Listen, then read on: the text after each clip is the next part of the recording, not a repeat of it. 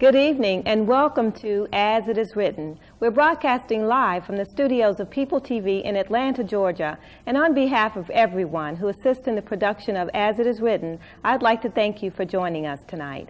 My name is Tamara Israel and I'll be your host for tonight's program. With me in the studio is the elder priest of the New Covenant Congregation of Israel, Elder Yaakov Ben Israel. Elder, welcome to the show. Thank you. I'd like to invite our audience and thank you for joining us back again for a new season with As It Is Written on People TV. We're very glad that you've tuned in, and we're very glad to be back with you after a brief hiatus of about 3 weeks. So without further ado, I'd like to talk to you about what our lesson will be about tonight. The title of our show is, Are We Living in the End Time? That's a question I'd like you to ponder as we go through scriptures and as we go through graphic evidence that something is amiss in the earth today. Now, when you look at wars and rumors of wars, when you look at weather patterns throughout the earth, when you look at famine, disease, death, and dying, you have to ask yourself, what is going on? Are we living in the end times? And hopefully with the elders' help, we can answer those questions through searching the scripture and proving for ourselves that it is Yahweh that's in control and he's moving things according to what he prophesied thousands of years ago by the prophets. Elder, I'd like to start with the prophecy called the Olivet prophecy by Yeshua, when his disciples asked him several questions and wanted him to tell them, well, when shall these things happen? In other words, what should we be looking for when it's time for you to return? So if you don't mind, I'd like to start with that in the book of Luke, Luke chapter 21, and I'm going to pick this up at verse 1. I'm sorry, verse 5. And as some spoke of the temple, how it was adorned with goodly stones and gifts, he said, As for these things which you behold, the days will come in which there shall not be one stone left upon another, that shall not be thrown down. And they asked him, saying, Master, but when shall these things be? And what will there be when these things shall come to pass? So he talked about the stones of Jerusalem in the temple being thrown down and none left. So when we talk about the end time, we have to look at what Yeshua said and see if these things have happened in history. So can you tell us, first of all, whether or not the stones of Jerusalem were thrown down and what happened with that? Well, when we look at Jerusalem today, they seem to be praying against what they call the Wailing Wall. But the Messiah said was not one stone be left upon another that shall not be thrown down. And when you read the works of Josephus that was in the city of Jerusalem when it was destroyed, you'll find out that General Titus was over up on the hill looking down at the city of Jerusalem. He said, I tore it down to the bedrock. They took the stones from the temple, and they built the fort of Antonia for the Second Legion that was in Rome, you know. So now they want to call it the Temple Wall, but that prophecy did come to pass with each stone being thrown down, because you have to understand what had happened. Yahweh had told our people what was going to happen to us because of the fact that we didn't do what we were supposed to do. And so he was in the process of kicking us out of the land. Once the Messiah came and sealed a new covenant with our people in his blood, there was no reason for us to stay into the land anymore. So what he did then was, it was time for Judah, the house of Judah, Benjamin, Judah, and Levi, to get out of the land. So in 70 A.D., General Titus came in and destroyed Jerusalem and sold the remnant that was left to the Ethiopians to work in the mines for slaves. Absolutely. And we stayed down there for 1,600 years before we came over here to America. But see, what you have to understand is all of this is in the process of putting Yahweh in a position to where his word is being fulfilled. The book got to be fulfilled, verse by verse and prophecy by prophecy. So he's having these things fulfilled to let us know, well, look, I told you these things was going to come to pass. So you have to watch for these things. Now, you was reading in St. Matthew 24, but let me read something else to you. I mean, in John, Luke. right? Luke, rather. But let me read something to you in St. Matthew 24. This chapter is normally called by most Hebrews the beginning of sorrows. See, For who, though? Yeah, man has had it deliciously up on the earth so far. The Africans has ruled, and then the Arabs ruled, the Shemites ruled with the Arabs, and then the Gentiles came in, and the Gentiles was given the longest period of time to rule. And when you look upon the earth today, under the rulership of all these nations, you can see that the earth is wallowing in sin. Sin is killing the earth simply because of who it is that's ruling the earth. But let me read something to you out of St. Matthew 24 chapter that the Messiah told us to beware of. This is St. Matthew 24 and verse 4. It says, And Yeshua answered and said unto them, Take heed that no man deceive you. For many shall come in my name, saying that I am the Messiah, and shall deceive many. Well, see, that's what Christianity has done. See, that's why they got so many different denominations, because the things they profess, they never could get that lie straight. Right. Okay. Christ-like. Right. Christ-like, but they don't do nothing Christ did. Right. Verse 6 says, And you shall hear wars and rumors of wars. See that you be not troubled. For all these things must come to pass, but the end is not yet. This is what the Crusades and all of the overturnings of the different kingdoms was all after Rome fell. How they was going to divide up in each other and fight against each other and so forth. And then we came up on the scene with the Crusades, and the Crusades spread that garbage they practiced with the Christians did with the sword. Verse 7, And nation shall rise against nation, and kingdom against kingdom, and there shall be famines and pestilences and earthquake in divers places. Well, look all over the earth today. You got more plagues coming upon the earth today than ever in any period of time. But what's happening is this. Yahweh already told us these things are going to happen. And he told us, if you do what I say, 1,000 will fall on your right hand and 10,000 will fall on your left hand, but it won't come near you. Only with your eyes shall you see the reward of the wicked. Well, that verse 7 was alluding to the 7 seals in the book of Revelations. Verse 9, it says, And they shall deliver you up to be afflicted, and shall kill you, and you shall be hated of all nations for my name's sake. And then shall many be offended, and shall betray one another, and shall hate one another. And many false prophets shall arise, and shall deceive many. Well, look how many churches, look at how many different denominations that we have upon the earth today, yet still the earth is still in sin. Yahweh is still visiting the earth with his weapons of war. Tornadoes, earthquakes in different places. Do you know we had an earthquake here in Atlanta, and there hasn't been an earthquake up on this mountain here for 100 years. See? We sure did. So this let folks know, and it just didn't happen in one part of Atlanta. It happened on this whole mountaintop up here. And what this is doing, this is showing that prophecies are being fulfilled. What Yahweh is saying is this: it's time for you to let my people go. They were only supposed to be there for 400 years, and they're watching for these signs so they come up on the earth so that they'll know how close they are to their deliverance and how much work they have left to do. Absolutely. Now that we talked about, and we're going to dissect this chapter throughout this program, because when you first got into talking about the destruction of Jerusalem, that was the first prophecy, that our people would no longer be a people, that we would be trodden down and sold into captivity. And when you go back into Matthew, in Matthew chapter 24, again in this prophecy, he talks about watching for when Jerusalem shall be compassed about with armies. Well, even today, there is a wall, a relief in Rome, Italy, and it's called the Ark of Titus. And this ark depicts our people being carried away into captivity, those that remain. Correct. Because over 1.3 million Hebrew Israelites were slaughtered. I mean, blood ran through the city like a river. And this was documented in history by Josephus.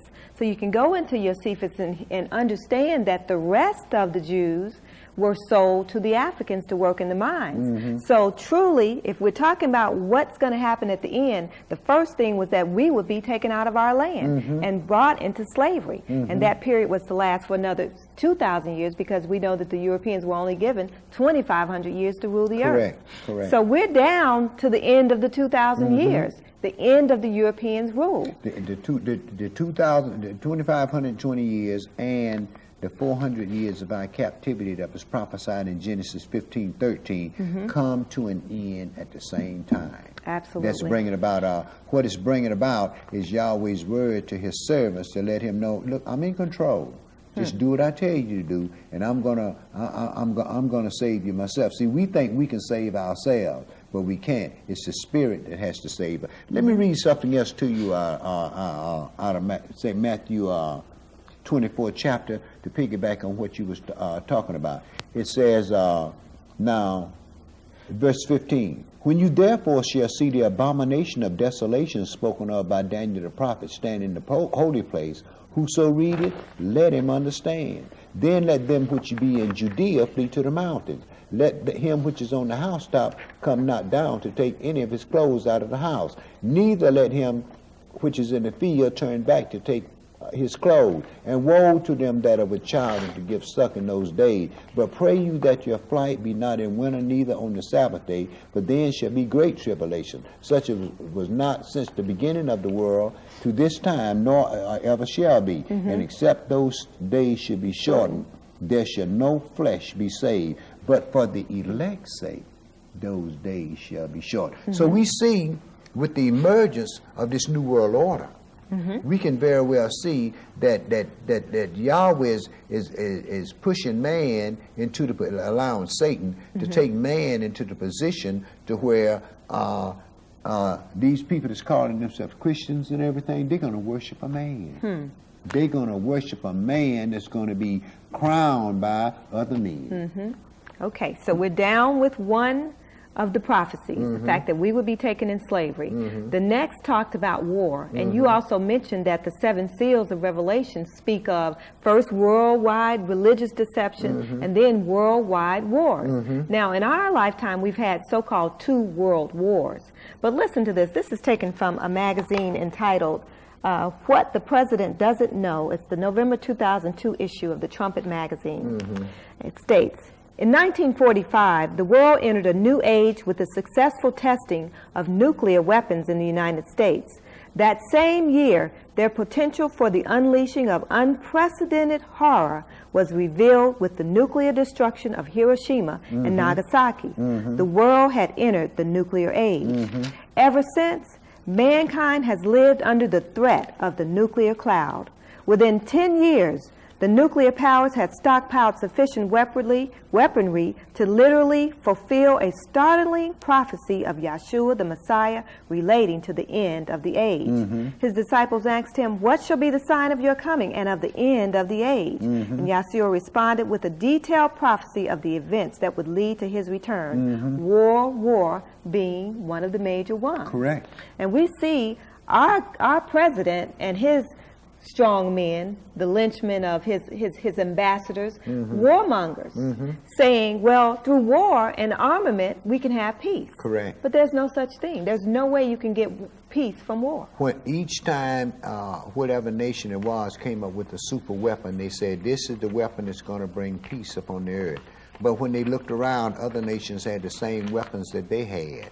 You see, so, but this is keeping things in sort of a balance. He let man destroy off each other on the earth, but it's keeping things. One thing we can actually say, since we have been out of our land between 70 and 100 AD, we as a people are the only people on the earth that haven't been at war with anybody. You see.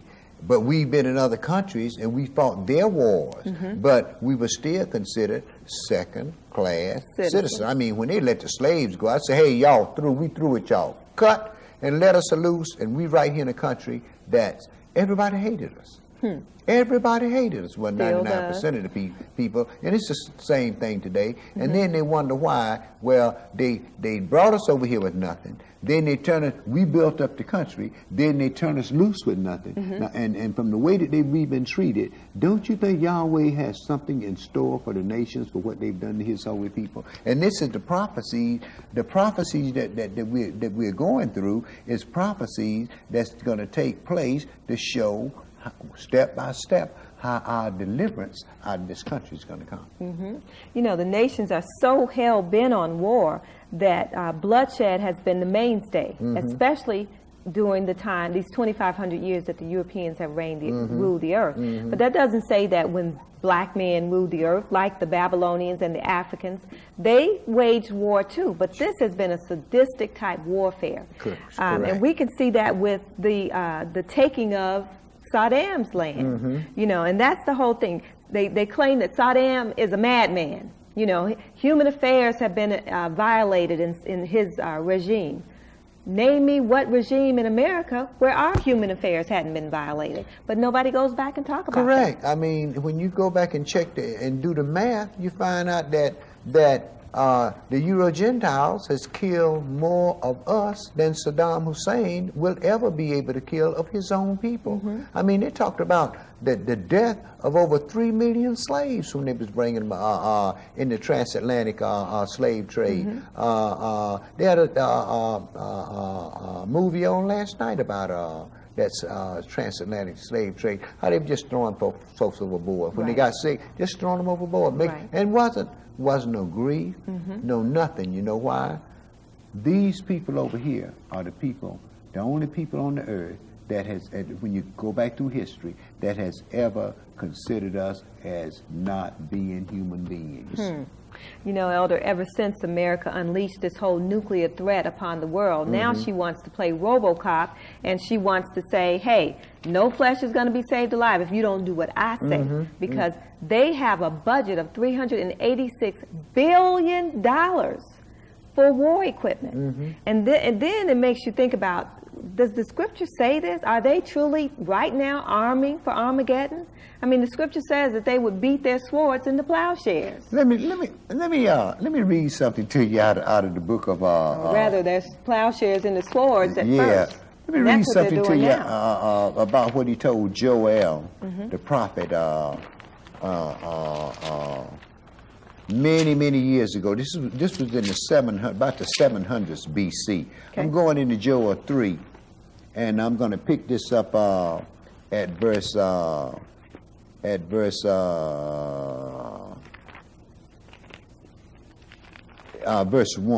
It says, this is Joel 3 and verse 1. It says, for behold, in those days and in that time when I will bring again the captivity of Judah and Jerusalem, I will also gather all nations and will bring them down into the valley of Jehoshaphat and will plead with them there for my people and for my heritage Israel, whom they have scattered among the nation and parted my land. And they have cast lots for my people, and have given a boy for an harlot, and sold a girl for wine that they might drink. And verse 6 says, the children of Judah also, and the children of Jerusalem, have you sold to the Grecians. They're talking about the Gentiles. Europeans. Yeah. That you might remove them far from their border. Behold, I will raise them up out of the place where you have sold them, and will return your recompense upon your own head. Verse 9, proclaim you this among the Gentiles. Prepare war. Wake up the mighty men. Let all the men of war draw near. Let them come up.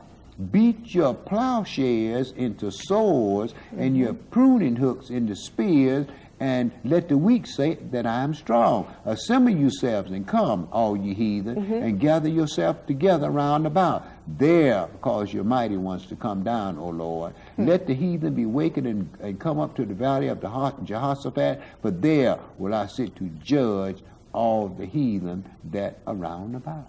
You see, so man think he's doing all of this stuff, but Satan is giving him the power and that he needs, and Yahweh is sitting back watching him. Right. Because when you get in the book of Revelation 12 chapter, and you deal with the beast with the 7 heads and 10 horns and 10 crowns, you find out these were kingdoms that Satan brought up on the earth. But who did he bring them up against? He brought all these kingdoms up against us. Right. To destroy us because of who we are. And when you look at our people, like Sojourner Truth said, do you think that Yahweh has put these people here through all this problem here for nothing? That's right. He's doing it to show man who's boss. His power. See, he had to do it once before when he brought the flood upon earth. He had to show man who was boss. And now he has to show him again who is boss, because man is trying to create him a man.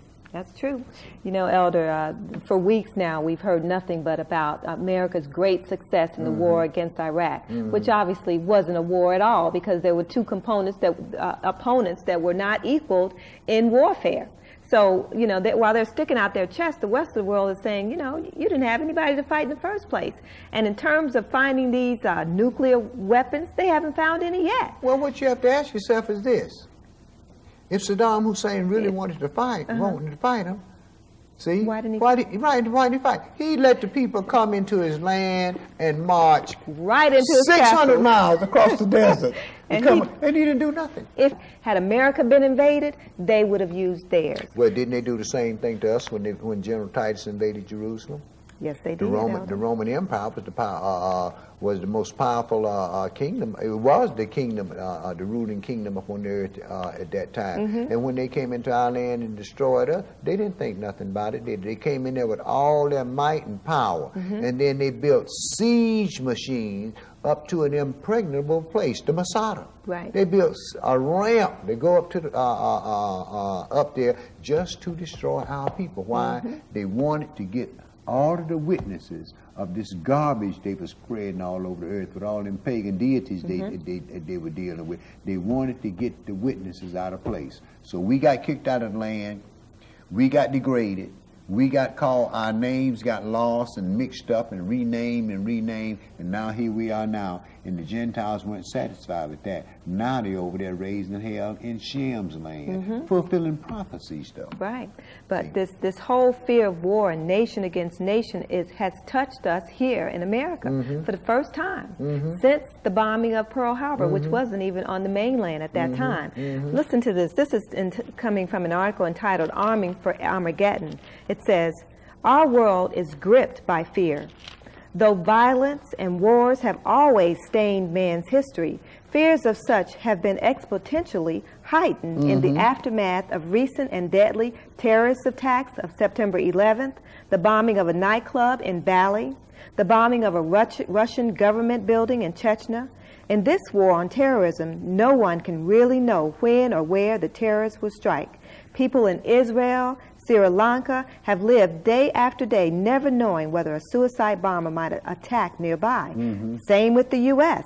Now that it's reached our borders, our own color-coded system to keep citizens on alert to when terrorist attacks are on the yellow or orange alert. So the world is in a heightened state, and man is fast and furiously building more and more weapons, not knowing that they are going to use these weapons to try and fight against the Messiah when he returns. Of course, because when you get into reading the prophecies in Ezekiel, it talks about the Battle of Armageddon. It told you it's going to take 7 years to bury, to destroy all the weapons of war that the nation is going to bring into Israel. You see, just to destroy us. But see, what they don't know is this: that it's Yahweh of hosts that's mustering the battle. Right. He's bringing them up to fulfill his prophecies that he's written in this book here to show the world that he is God. Let me read something to you out of Isaiah 13 chapter. It says, actually speaking, this is talking about the destruction of America.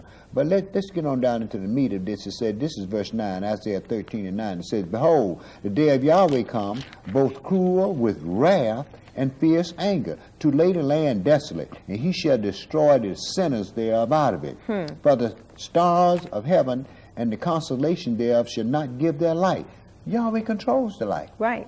He controls all of that. See, all of these tornadoes and floods and all of this stuff, and even the Bermuda Triangle they talking about. All of these things here is Yahweh's weapons of war. Right. That's what he uses upon man to try to keep man in check. I try to let man know, you know, I'm the one that gave you your rain, you see. So man said, well, you don't have to give me no rain. I got a sprinkling system over there. You see, I can draw water out of the city, but he failed to understand that it's Yahweh that make the water fall in the reservoirs. That's right. The sun shall be darkened in his going forth, and the moon shall not cause her light to shine. And I will punish the world for their evil, and the wicked for their iniquities. And I will cause the arrogancy of the proud to cease, and I will lay low the haughtiness of the terrible. Right? So, you know, it just goes to show you that Yahweh's on the case. See? He keep telling people, don't touch my heritage, Israel. And he keep telling Israel, so, well, look, this is what I'm going to do before you come, before I send my son to redeem you. You see, but now, what you do is you search the prophets. Right. And the prophets got my message to you as to what's going to take place on earth. But see, man think he controls the weather. Man, I see big storm cloud. They were even talking about dropping nuclear bombs in the hurricanes. To disperse them. Man going up dropping iodine on the clouds to make it rain. Man truly, Satan has given man so much power, so much technology, that man truly think he's God. And he's in the process of making him a man. He got that technology. There's no way you could tell me the man ain't going to use it. Ain't no way you going to tell me you got a gun, right? And it's loaded, and you ain't going to shoot it. I hear you, Elder. You know, we pretty much covered this whole war and rumors of wars. We know that's going on right now, which is the opening of the second seal. So what I want to do is go back to this country called Iraq. Okay. People do not understand the history of the ancient land called Iraq. Now, in the scriptures of Genesis, it first called it Babel. Babel. What does that mean? Confusion. That's just what it means. Confusion. And when you look at what's going on, and why you think they called each empire that came up Babylon? When the Arabs came in, the people from Iraq, they ruled the Babylonian Empire. When the Medes and the Greek, the Russians and the Iranians came in, the Medo-Persian Empire, they ruled the Babylonian Empire. The Greeks with Alexander ruled the Babylonian Empire. The Romans ruled the Babylonian Empire. So it's still a world full of confusion. Right. You see why? Because the ones that were sanctified and sent to teach the nation, these were the ones that Satan allowed the nations to destroy, because they didn't. As long as one of us is alive, they got a problem. They got a problem. Elder, in Genesis chapter 11, verse 1, the scripture says, and the whole earth was of one language and of one speech. And it came to pass, as they journeyed from the east, they found a plain in the land of Shinar, and they dwelt there. And they said one to another, go, let us make brick and burn them thoroughly. And they had brick for stone, and slime they had for mortar. And they said, go to, let us build us a city and a tower, whose top may reach unto heaven. And let us make a name, lest we be scattered upon the face of the whole earth. Now look at this. Now let me intervene there for just a minute. Now what you do is this: you compare that with the world space program. They're mounting themselves up to heaven. That's true. And he told them, though you mount up to heaven, from there I'm going to bring you back down. Though you go into the depths of the sea, I'm going to command Leviathan, he going to bite you. Now listen what happened. It says, and Yahweh came down to see the city and the tower which the children of men built. And Yahweh said, behold, the people is one. All the nations on the earth had one language, correct? And they have all one language, and this they began to do. And now nothing will be restrained from them which they have imagined to do. Go to, let us go down, and there confound their language, that they may not understand one another's speech.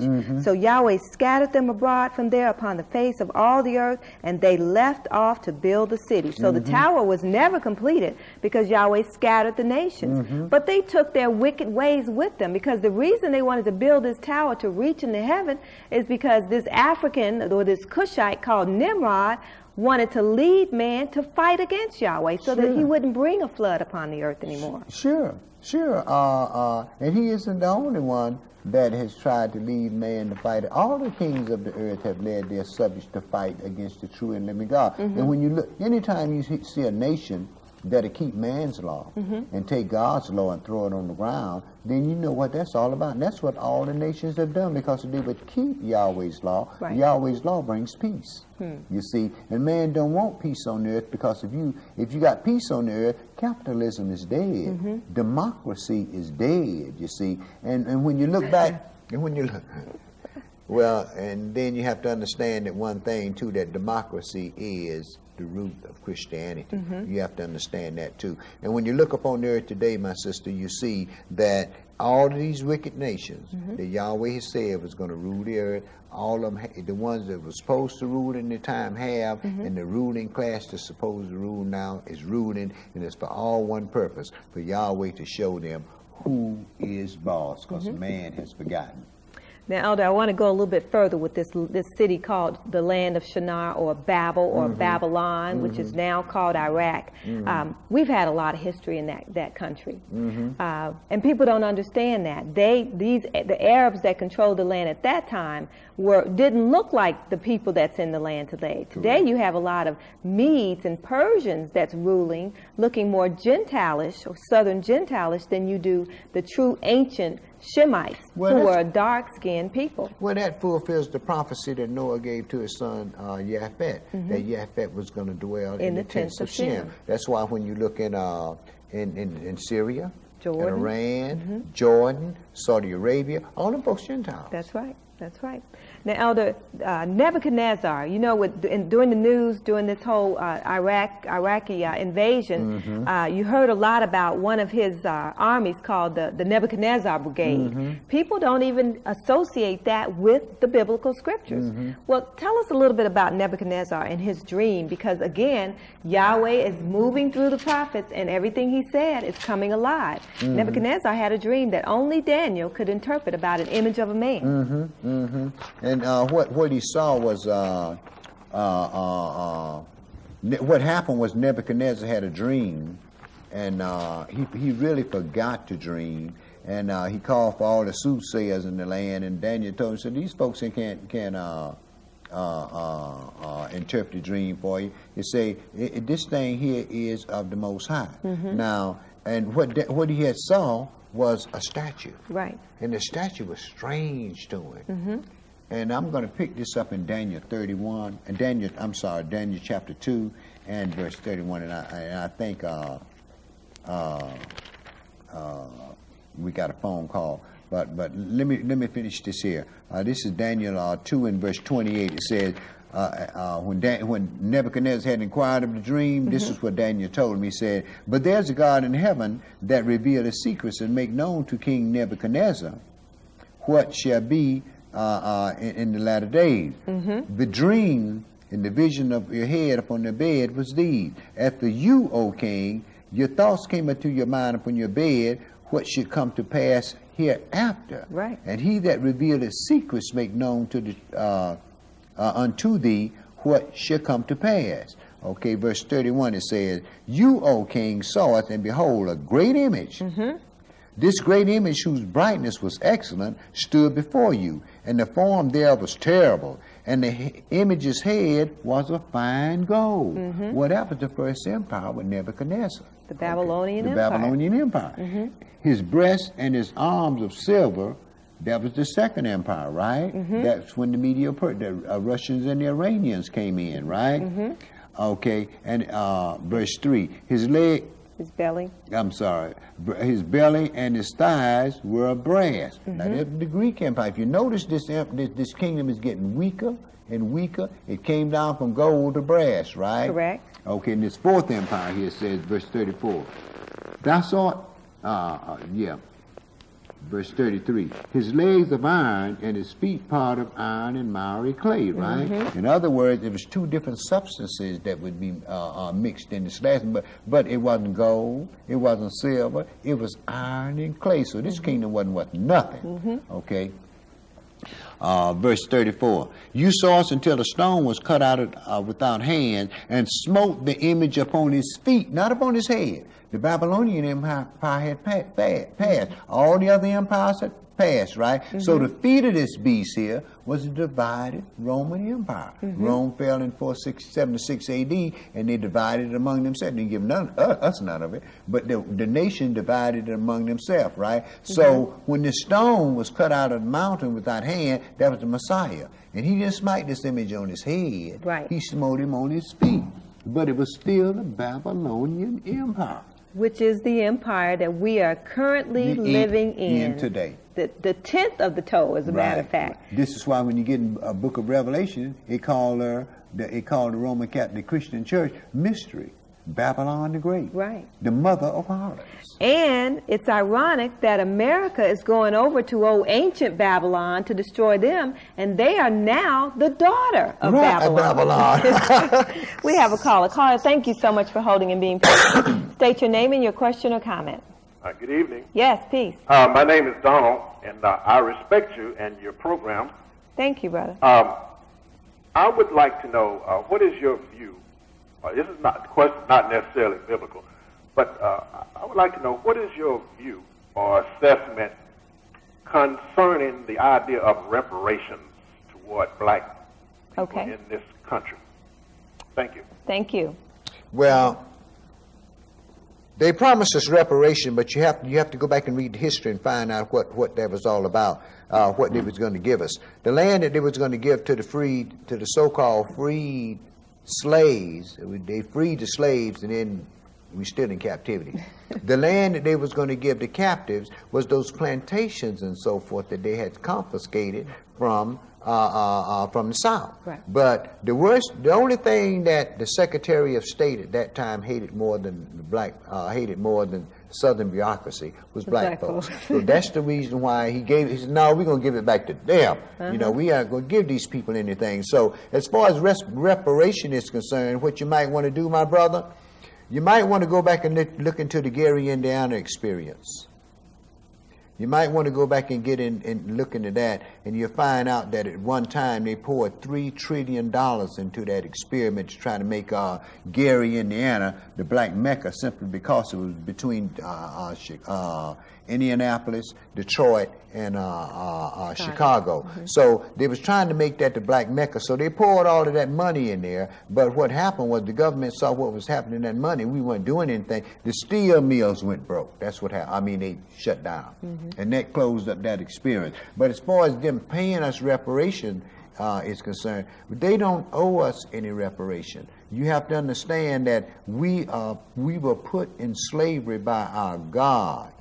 And he said we're going to come out without price or money. So we can very well see that, seeing that Yahweh put us in this nation here to chasten us, the reparation that we will receive is you have to get back into the prophets and read the prophets and see what's going to happen.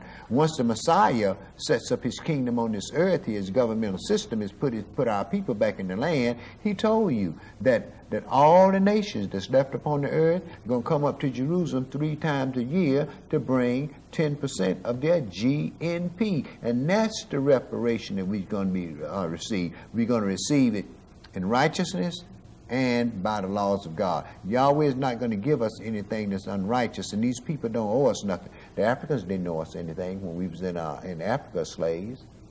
The Babylonian Empire didn't owe us anything. The Greek Empire and the Roman Empire didn't owe us anything. But the thing of it is that Yahweh said, whosoever touched my people touched the apple of my eye, and I'm going to recompense it to you. I'm going to make the nations come down and lick up the dust of your feet because of the peace and prosperity that they're going to have. And that would be the reparation that we receive. To have peace and prosperity upon the earth for 1,000 years, when man would beat his swords and the plowshares and the spears and the pruning hook. Nation shall not lift up this sword against nation, neither shall they learn war anymore. That will be our reparation, because we will be given eternal life in those new bodies, which will live forever. And you'll be able to see your kids 10, 20, 30 generations of your own family. That's what the reparation is all about, because anything else that they give us, we're going to spend it right back with them.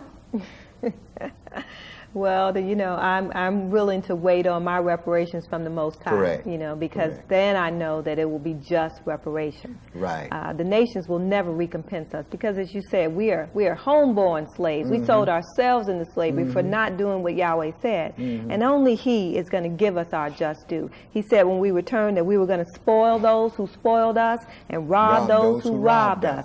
Not physically robbing, but taking back all of their wealth when this country is destroyed. And at the end, when all the nations come against us, Yahweh says, I'm going to show you my glory among these heathens. Right. And then you're going to see my power and my might. Once America's invaded by Russia, he said that he's going to open up her storehouses and she's going to be robbed. And it said that the children of Israel and children of Judah are going to come bringing their gold and their silver with them. So the reparation that we will receive will be at the destruction after this country here is destroyed. And besides, if they gave each one of us $1 million apiece, we give whatever denomination we belong to 10% of that, right? And it's going right back to the same pockets that it just gave it to us.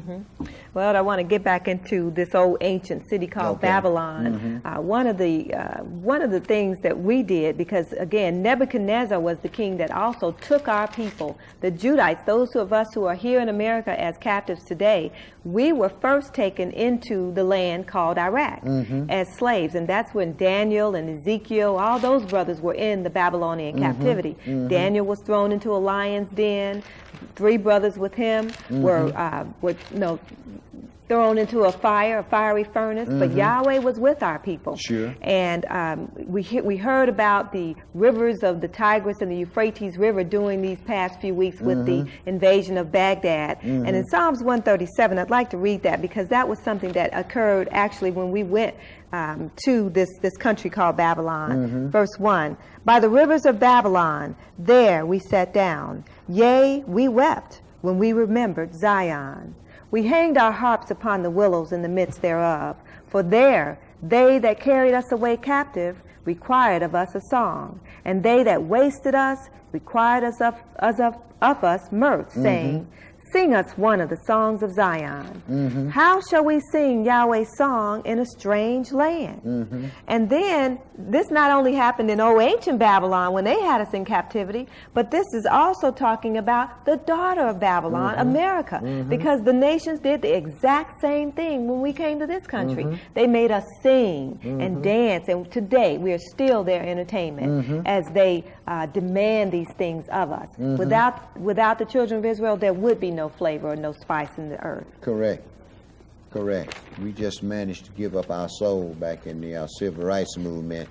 Before the civil rights movement came, we called each other soul brother and soul sister and soul folks. Then after the civil rights movement, we started having blue-eyed soul brothers and blue-eyed soul sisters. So we gave up our soul to become part of what the nations is about. But let me read something to you here out of the book of Ezekiel that's going to take place here. But I might be getting a little ahead of myself on that, because that's dealing with the last end of the thing when the Messiah comes. But it's some things in Revelations that's going to take place. that man has not dealt with yet. And that's the opening of the 7 seals. And my belief right now is that the 5th seal has already, that's my belief now, that the 5th seal has already been opened, but we know that that 4 of the other seals has already been opened. And I want to read something about that, if you don't mind here. Okay. This is in Revelation chapter 6, and I'm going to see. This is what I like about the Creator of all things, my God. He said, "I don't do anything till I tell my servants, the prophets, first." But you got people walking around here today talking about how much they love God, they're in church all the time doing all these things, and they talking about, well, the Lord can come any day. No, he can't. He can't come till certain prophecies be fulfilled. We must fulfill the book. All the things that was written about us must be fulfilled, the things we have to go through, and all the things that the nation is written about the nation, they have to do. So the nation don't, like you said, he don't mean to, but Yahweh has put it in his heart to do that. Just like he did Pharaoh. Right, let him know, I control the rain, I control the wind, I control man, you see. Because you're right, when Moses went down to Pharaoh, what did Yahweh do? He said, I'm going to harden his heart, he ain't going to listen to you. And that's what happened all the time, except that last time when they killed off all the firstborn. Well, let's look at it this way. America is the firstborn of Europe. Absolutely right. This is in Revelation 6, and I'm going to pick this up. In order to understand this, you're going to have to pick it up at verse 1.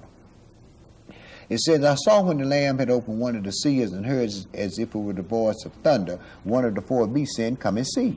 And I saw, and behold, a white horse.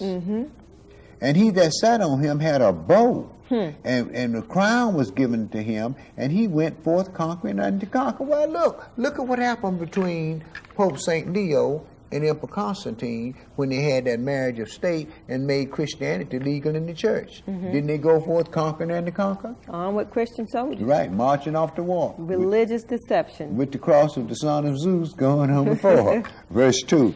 It says, and I saw, okay, we read that. Verse 3, it says, and when he had opened the 2nd seal, I heard the 2nd beast say, Come and see. And there went out another horse, which was red, and power was given unto him that sat thereon to take peace from the earth, and that they should kill one another, and there was given to him a great sword. Well, look at what happened in the 1300s. And all The these Muslims, war wars. right. The Muslims went on a jihad in the 1300s, conquered all of northern Africa, and then turned around and fought all the way back over to Constantinople, which is Istanbul, Turkey. Fought all the way up in there before the Gentiles turned that battle there. Right. Okay. Verse 5. Now this is when the EU, what they're talking about right now, comes up on there. The New World Order that all the presidents and so forth been talking about. New World Order, one king to rule the New World Order. Verse 5. And when he had opened the 3rd seal, I heard the 3rd beast say, Come and see. And I beheld, and lo, a black horse, and he that sat on him had a pair of balances in his hand. Well, we're talking now, if he got, let me go ahead and read it so we get more understanding. And I heard a voice out of the midst of the 4 beasts saying, A measure of wheat for a penny, and 3 measures of barley for a penny, and see that you hurt not the wine nor the oil. So we can very well see that there's going to be a famine coming. You know why it's going to be a famine? Because you're going to have that name, that number, or that mark in order to go to the supermarket to purchase any food. So we can very well see that this was being set in place once the EU started to come up on the scene. Now in verse 7 it says, And when he had opened the 4th seal, I heard the voice of the 4th beast say, Come and see. And I looked, and behold, a pale horse. We've heard the story, behold, a pale horse. So we know who he's talking about. This last king is going to come up, this Pope of the Roman Catholic Church. Excuse me, the top Christian. And his name that sat on him was Death, and hell followed him. And power was given unto him over the 4th part of the earth to kill with the sword, with hunger, and with death, and with the beast of the earth. So we can see That all these things are coming up simply because Yahweh is allowing Satan to do just what he wants to destroy people on the earth. See, people fail to understand that Satan isn't so much working against Yahweh as he is working for him. You're absolutely right, Elder. Everybody works for Yahweh. So we can very well see that Yahweh is talking about bringing some great destructions upon man. But man still don't seem to understand that it's Yahweh that controls everything. Man take too much upon himself. Man think that he is God because he go to sleep tonight and wake up the next morning, so he think he doing all right. But he never quite live his life to the fullest according to the scripture here. You know why? Man really is haters of God, because Yahweh put curbs on man's mind, on what he's supposed to do, what he can and cannot do, and man believe he can do anything. Anytime you get to talk about cloning a human being and making you a man, then you can do anything. Well, that's what he thinks. And that's what happened. You remember that's what happened when they was building that tower. They say he said, now that they've started to do this, nothing will be withheld from them. Absolutely. You know, Elder, there's an article, I'd like to read a little bit of this because, you know, although people know that there's 7% unemployment, and over in Europe there's almost 10% unemployment in places like Germany, some of the more stable economies. So the world is experiencing some dire changes. And man, the way of life that they used to live, this whole debit thing, is going down the tubes. Correct. It is. And one of the reasons is because of, like you said, their technology has gotten so out of hand, this Frankenstein, that they've even gotten to the point where they would rather produce food than allow farmers to grow. Correct. And all these is upsetting the whole ecosystem. Right. Now they tell you about El Nino, and then a few years later it was something else. But you know, when they talk about controlling the weather, they can, you know, give you a prognostication, but they have no idea when things are going to hit, because it's Yahweh that controls the weather. So I'd like to get into that a little bit before we end this show. Yeah, well, you know, man thinks he's so great that, like you said, you know, they don't want to grow food anymore. They want to create it.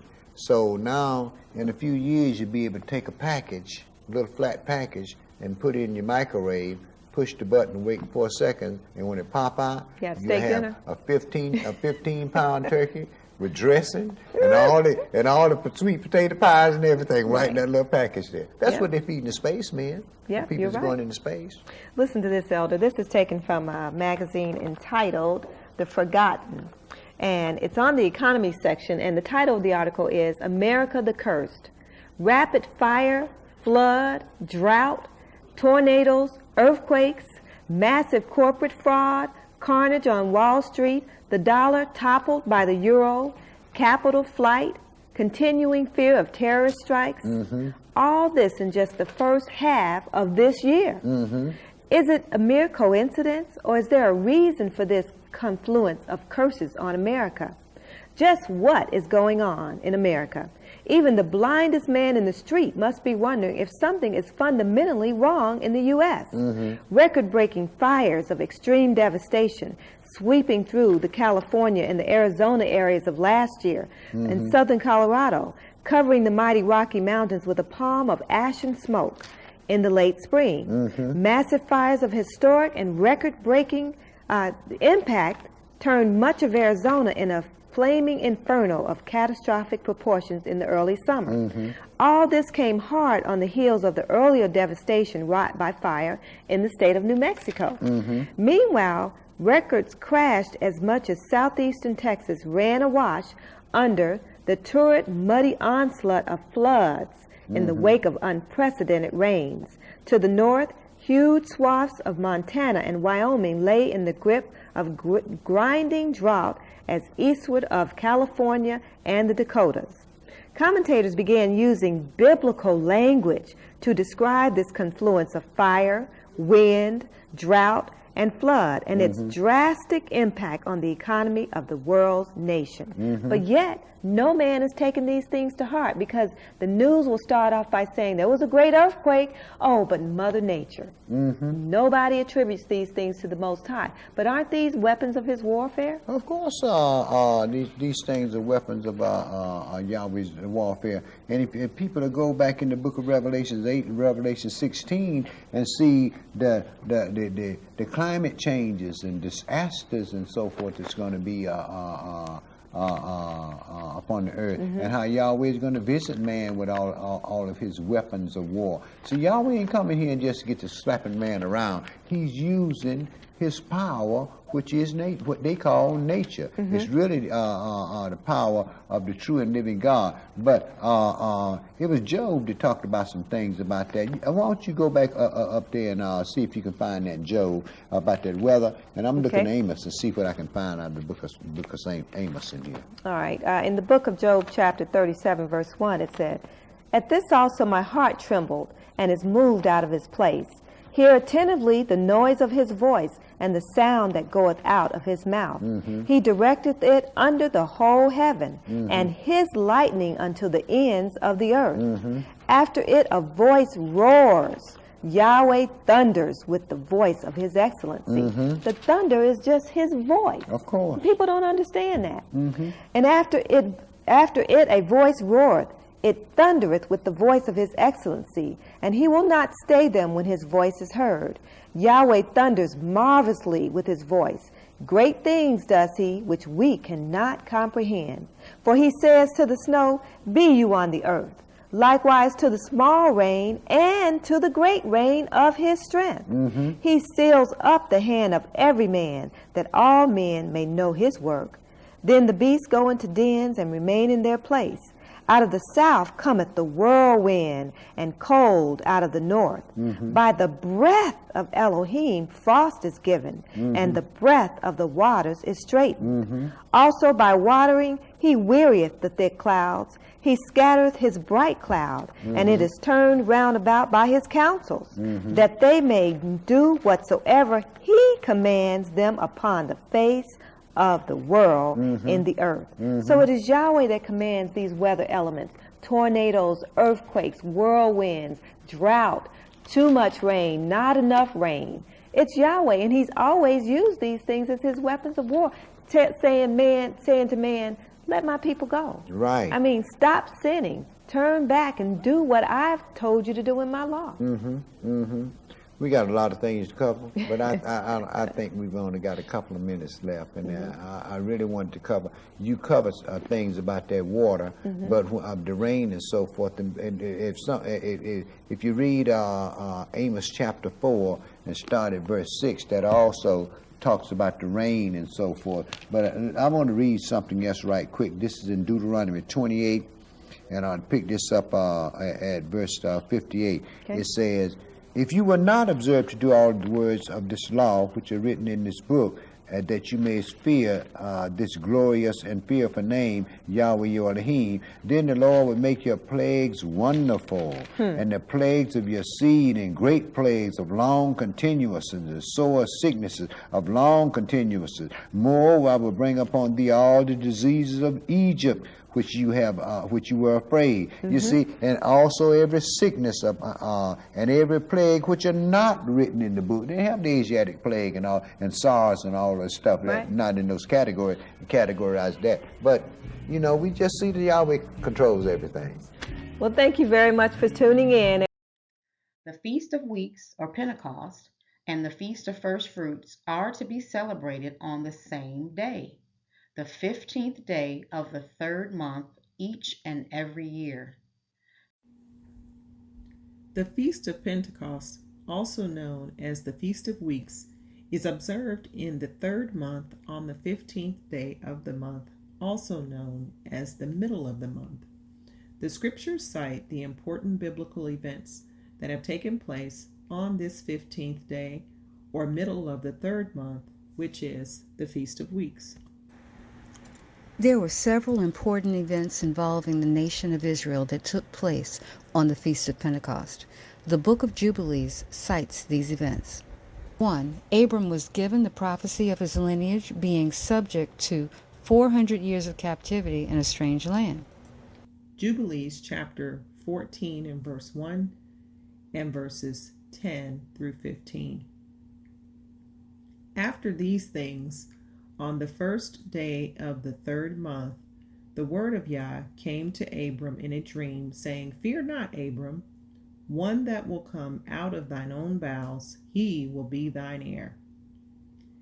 And he took all these animals in the middle of the month, and he dwelt at the oak of Mamre, which is near Hebron.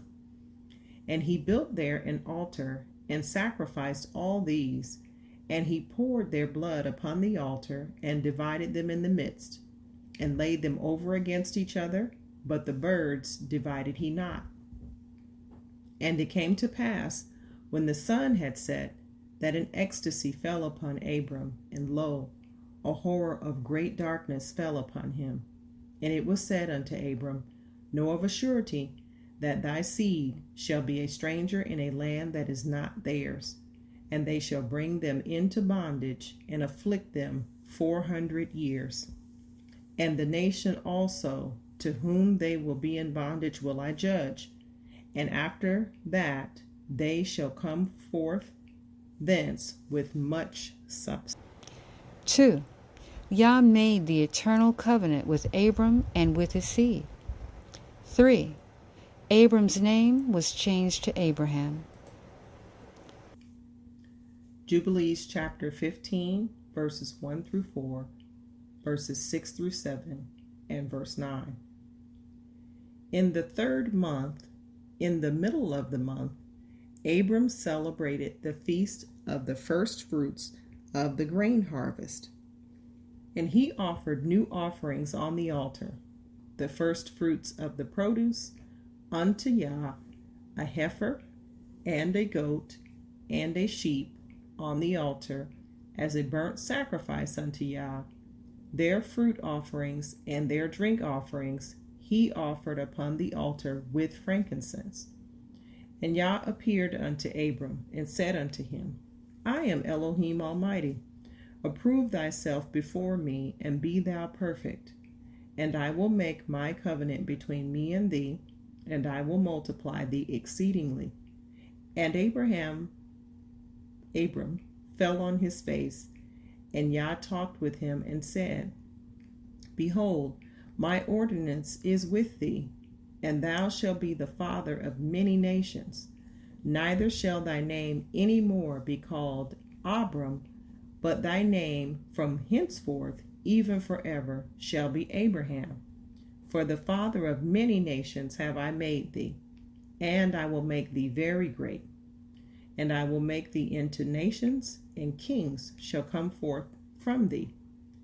And I shall establish my covenant between me and thee, and thy seed after thee, throughout their generations, for an eternal covenant, so that I may be a God unto thee, and to thy seed after thee. 4. Yah told Abraham of the token of the covenant, circumcision. 5. Sarai's name was changed to Sarah. 6. Yah promises Abraham a son to be called Isaac.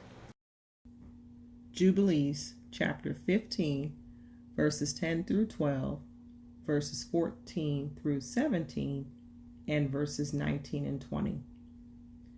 The land where thou hast been a sojourner, the land of Canaan, that thou mayest possess it forever, and I will be their God. And Yahweh said unto Abraham, And as for thee, do thou keep my covenant, thou and thy seed after thee, and circumcise ye every male among you, and circumcise your foreskins, and this shall be a token of an eternal covenant between me and you. And the child on the 8th day you shall circumcise, every male throughout your generations. My covenant shall be in your flesh for an eternal ordinance. And Elohim said unto Abraham, As for Sarai thy wife, her name shall no more be called Sarai, but Sarah shall be her name. And I will bless her, and give thee a son by her, and I will bless him, and he shall become a nation, and kings of nations shall proceed from him. And Elohim said, Yea, and Sarah also shall bear thee a son, and you shall call his name Isaac. And I will establish my covenant with him, an everlasting covenant and for his seed after him. 7. Isaac is born on the Feast of Weeks. Jubilees chapter 16, verses 12 through 14. Yahweh visited Sarah, and did unto her as he had spoken, and she conceived. And she bare a son in the 3rd month, in the middle of the month, at the time of which Yah had spoken to Abraham. On the festival of the firstfruits of the harvest, Isaac was born. And Abraham circumcised his son on the 8th day. He was the first that was circumcised according to the covenant which is ordained forever. 8. Judah, Jacob's son, is born on the Feast of Weeks. Jubilees chapter 28, verses 14 through 16. And again, Yaakov went in unto Leah. And again, Yaakov went in unto her, and she conceived, and bare him a 4th son, and he called his name Yehudah, on the 15th of the 3rd month. 9. Jacob and his father-in-law Laban made a peace treaty on the Feast of Weeks. Jubilees chapter 29, verses 2 through 3, and verses 5 through 9. Yaakov called Leah and Rachel, and spake kindly unto them, that they should come with him to the land of Canaan. And Laban pursued after him, and overtook Yaakov in the mountain of Gilead in the 3rd month, on the 15th thereof. And Laban spake to Yaakov, and on the 15th of those days Yaakov made a feast for Laban, and for all who came with him.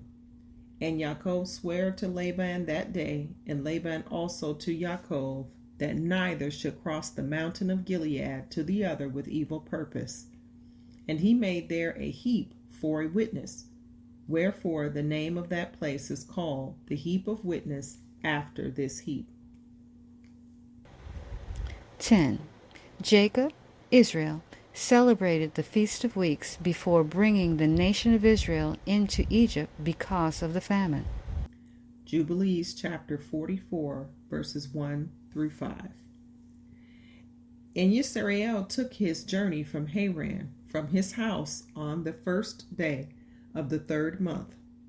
And he went on the way of the well of the oath, and he offered a sacrifice to Yah of his father Isaac on the 7th of this month. And Yaakov remembered the dream that he had seen at Bethel, and he feared to go down into Egypt. And while he was thinking of sending word to Yosef to come to him, and that he would not go down, he remained there 7 days, if perchance he could see a vision as to whether he should remain or go down. And he celebrated the harvest festival of the firstfruits with old grain, for in all the land of Canaan there was not a handful of seed in the land, for the famine was all over the beasts and cattle and birds, and also over man. Important nation of Israel events occurring on the Feast of Pentecost. Number 1. Abram was given the prophecy of his lineage being subjected to 400 years of captivity in a strange land. 2. Yah made the eternal covenant with Abram and with his seed. 3. Abram's name was changed to Abraham. 4. Yah told Abraham of the token of the covenant, circumcision. 5. Sarai's name was changed to Sarah. 6. Yah promises Abraham a son to be called Isaac. 7. Isaac is born on the Feast of Weeks. 8. Judah, Jacob's son, is born on the Feast of Weeks. 9. Jacob and his father-in-law Laban made a peace treaty on the Feast of Weeks. And 10. Jacob, or Israel, celebrated the Feast of Weeks before bringing the nation of Israel into Egypt because of the famine.